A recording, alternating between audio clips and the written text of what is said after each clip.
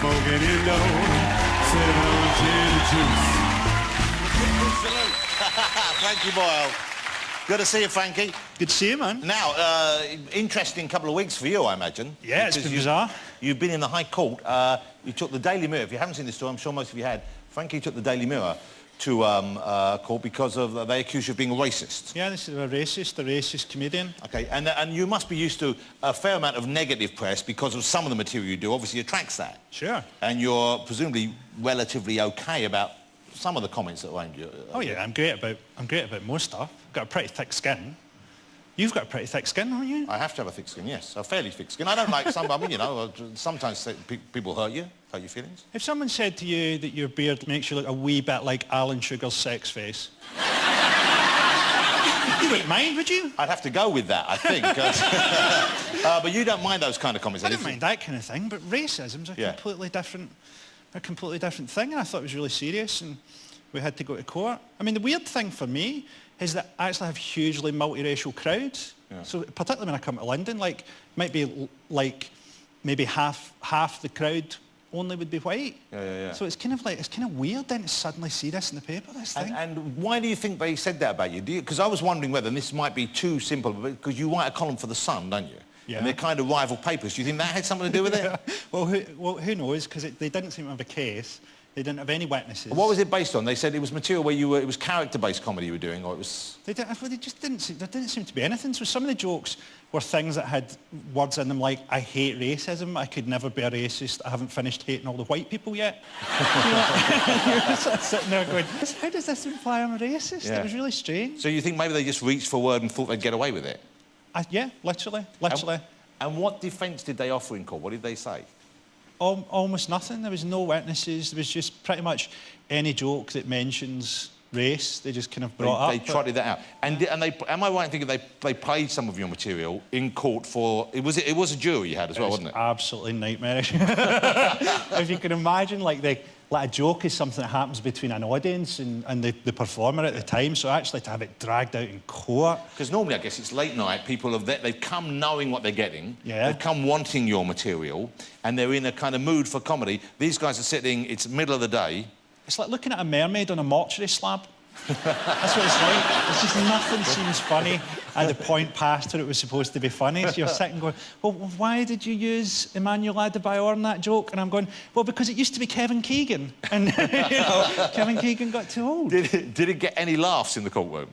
No, you couldn't really tell. You think you got the odd wee laugh, and then people would come out, no, it's court, you know? So just out of context, it was a horrible experience. Yeah. And yet you won the case. Yeah. And how much was the damages they gave you? I got £50-something thousand, which I've given to Reprieve, who are a charity who work with people on death row. It's great you gave it to charity. So obviously it wasn't you trying to get something out of them. It was just clearing your name. Well, I'm thrilled because I saw it and I thought, OK, in a way, you're an easy target to them, is maybe what they thought. Yeah. I think. You're back on tour. Frankie's back on tour, I'm very pleased to say, and the tour is called Last Days of Sodom. OK? You always have those kind of titles. But last time I spoke to you, you told me you were giving up touring for good. The tour you were doing back then, that was definitely, absolutely the last time you were ever going on tour. This is absolutely the last time. It's just like... I think we kind of live in a zombie culture where no one ever retires. Do you know what I mean? Madonna's still getting her tits out. Madonna's tits look like the kind of things you buy in a pet shop for dogs to chew on as a treat. Somebody's got to go. It's going to be me. OK, let's talk about this. You do attract a lot of criticism, and sometimes you will put jokes out there, remarks out there, which clearly upset people. Yeah. How do you justify that to yourself? Do you ever filter yourself? Do you ever think, OK, that's going to be too far, I shouldn't say that? Or is there no such thing for you? Well, I think you need to be honest. I mean, I think there's things that everybody would and wouldn't say. But I think there's also a thing now where people, they confuse the target of the joke and the subject of the joke. So, like, you see this in the papers a lot, do you know what I mean? Well, say I've got a joke at the minute and it's like, Wayne Rooney's had a hair transplant, someone should tell him that they do faces now as well. Right? And by the time that hits the papers, it's, oh, it's a terrible joke about face transplants. You're like, no, it's about Rooney and... It's about Wayne Rooney's unfortunate face. But it's a joke, because you don't mean that, of course, I suppose, or... Yeah, well, lots of things are like that, though. You think... There's a thing, particularly in the press, where they sort of go, oh, we don't like this kind of joke, we don't like these kind of things. And you think, but you do, you like to titillate your readers with them. It's, oh, I shouldn't have said this. And you think, well, don't print it then. It's like a flasher being up in front of a judge and the judge saying, you're accused of approaching a lady in a park and showing her one of these. You're right. So they're feeding off it in a different way. Yeah, they feed off it, but also they sort of they change the sense of it, you know? Yeah. But there must be some subject. Are there any topics, any subject matters that you would think were taboo that you wouldn't be comfortable? Like you're a father.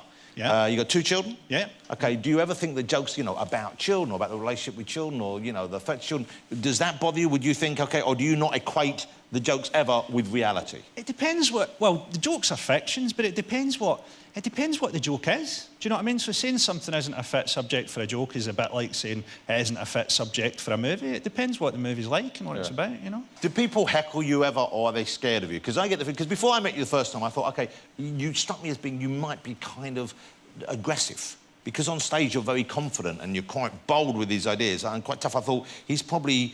A guy who drinks very heavily. I thought you might be on drugs. And I was worried. I thought, OK, but then I met you and you were nothing could be further from the truth. You don't even drink, do you? No, man. OK, so are the audience a little bit scared of you, do you think? No, I think the heckles are getting clearer. It's bizarre. People are really starting to enunciate now, So what kind of heckles do you get? I do this big bit in the news show about Michael Jackson's trial and stuff. And at the end there's a bit where a guy who's obviously... He was a nice guy, he was just a mad Michael Jackson fan. He's waited for the end of that bit, and then he went, long after your memory has gone, Michael Jackson's memory will live on.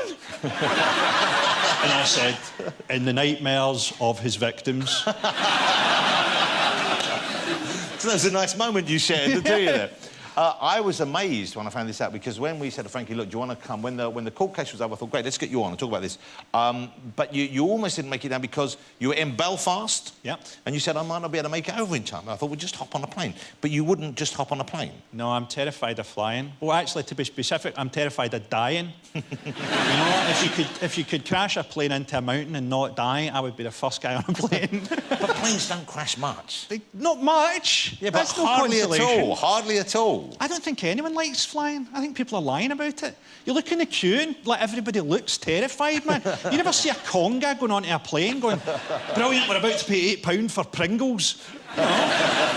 So it's just the fear of death. It's just the not trusting the technology that stops you from flying. Do you fly ever?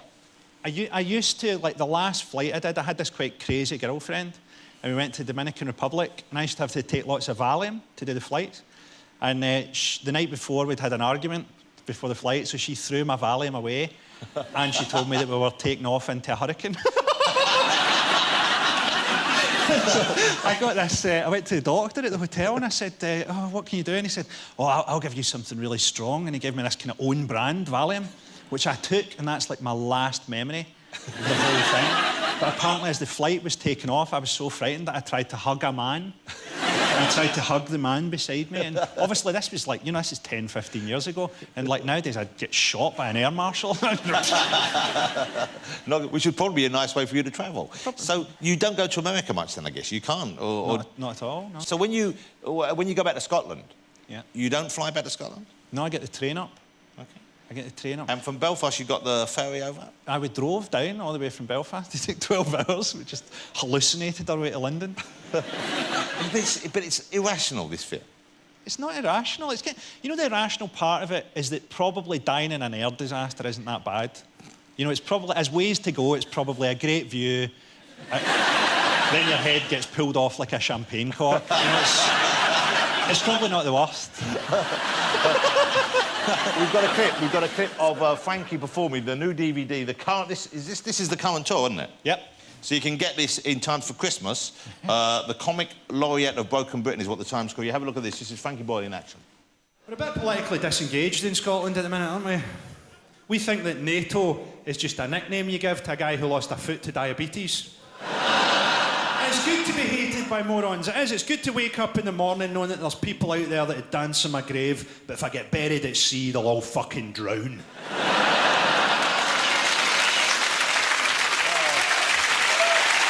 Will you join us in a minute? We've got Melissa's going to teach us some roller skating. Cool, you up for that? Yeah, totally. You haven't roller skated professionally before? I've done it very, very badly as a child. Yeah. I did it once when I was young. It's an awful experience, but I'm game for it. Congratulations on the court case. It was good to see you stand up for yourself. Cheers. Ladies and gentlemen, Mr. Frankie Boyle. Thanks, Frankie. Good stuff. OK, we're going to take a break. Join me afterwards. All of my guests will be coming out here, and Melissa will be teaching us how to roller skate in a very special challenge, and we have music.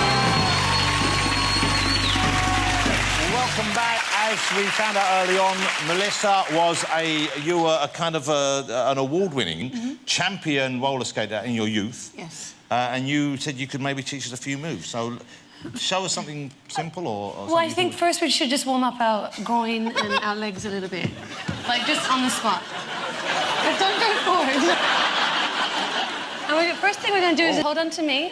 You hold on to each other. What? I pulled the sword straw. No, OK, Right, Frank. you can go behind. I feel like I've had a stroke on a Got ship. this covered. Oh! OK, out. And in. Go on. And in. Frank, it's all right. Don't leave me. Okay, and now we're going to do a spin. I'm going to go really, really fast. Ready? That's pretty good. That's pretty good.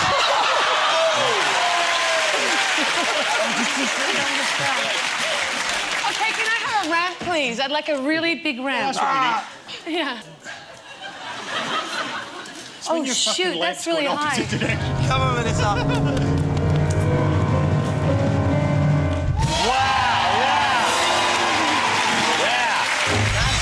Okay, Well, we need a crash mat for... I think Frankie should Hey, go come on. next, I'll be honest with you.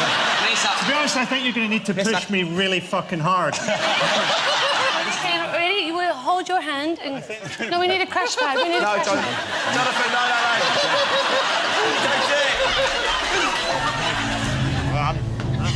So, ready?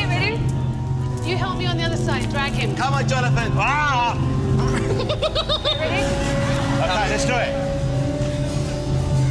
Ready? Come on. Wait.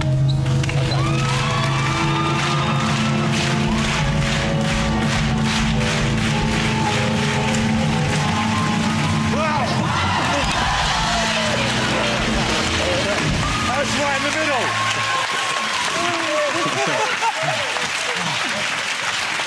Well, Frankie, you ready for this? I'll do it if I get a right good shove. And yet, you won't fly, but you'll let two people push you over a firework. We're all in this together. I've okay? never felt older. Come on, Frank. Hold it. You can do it. Move my helmet. OK, Frankie, you can do it.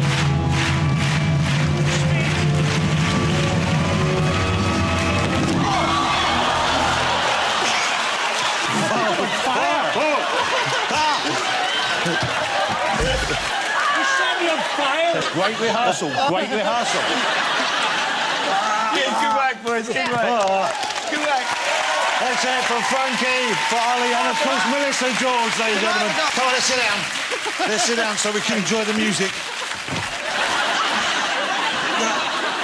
This is the best way to get to it.